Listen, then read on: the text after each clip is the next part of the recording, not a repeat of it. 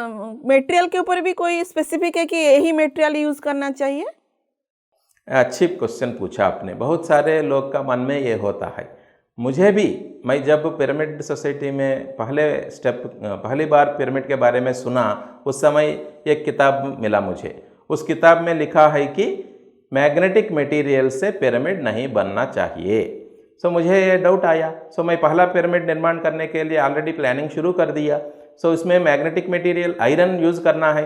Regular construction material reinforced cement concrete होता है, और इसमें रीइंफोर्समेंट में रूप में आयरन यूज़ करना पड़ेगा, सरिया यूज़ करना पड़ेगा। सो मुझे ये बुक पढ़ने के बाद मुझे संशय आ गया, बिना मैग्नेटिक मटेरियल में इसका निर्माण कैसा करूं। वो एक 18 फीट बाई 18 फीट का पिरामिड का प्लानिंग किया मैंने। सो मैं पूरा रिसर्च शुरू किया इसके बारे में। बाद में मुझे पता चला कि ग्रीन बैम्बू रीइंफोर्समेंट जैसा यूज़ कर सकते हैं। सो उसको मैं वो पिरामिड में ग्रीन बैम्बू यूज़ करके, सरिया के रूप में ग्रीन बैम्बू यूज़ करके उस पिरामिड को कंप्लीट किया मैंने। बट बाद में मैं जब सारे पिरामिड स्पिरिचुअल सोसाइटीज मूवमेंट से बन चुका है, वो पिरामिड देखा। बाद में बेंगलुरु पिरामिड में तो 100 टन से ज़्यादा आयरन यूज़ किया। सो उसका एनर्जी का एक्सपीरियंस मुझे मिला।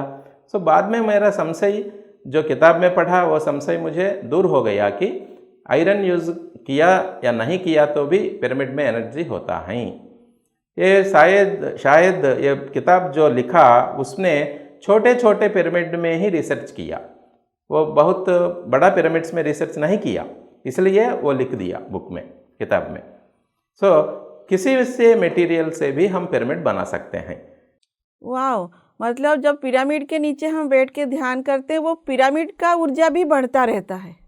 मटेरियल का इन्फ्लुएंस कम होता है, शेप का इन्फ्लुएंस डोमिनेट करता है। शेप का इन्फ्लुएंस भी कम होता है, मेडिटेशन एनर्जी का इन्फ्लुएंस ज़्यादा होता है। सो एक से बढ़कर एक। सो जब इसलिए हम बोलते हैं कि पिरामिड्स बिगिनर्स ऑफ मेडिटेशन के लिए बहुत ज़्यादा फायदा है।